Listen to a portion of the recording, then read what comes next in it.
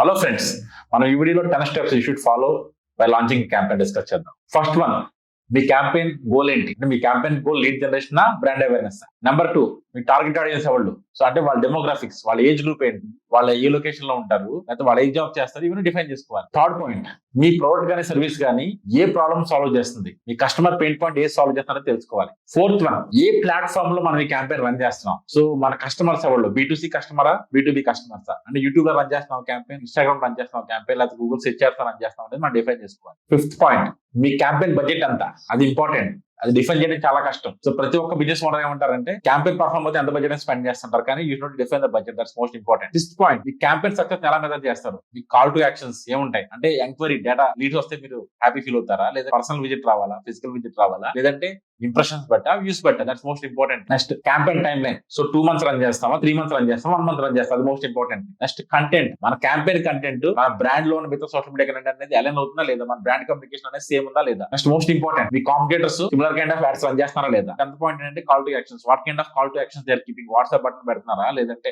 Chat board పెడుతున్నారా, లేదంటే call button పెడుతున్నారా, లేదంటే ఎంక్వైరీ ఫామ్ పెడుతున్నారా. So these are the 10 parameters you should follow.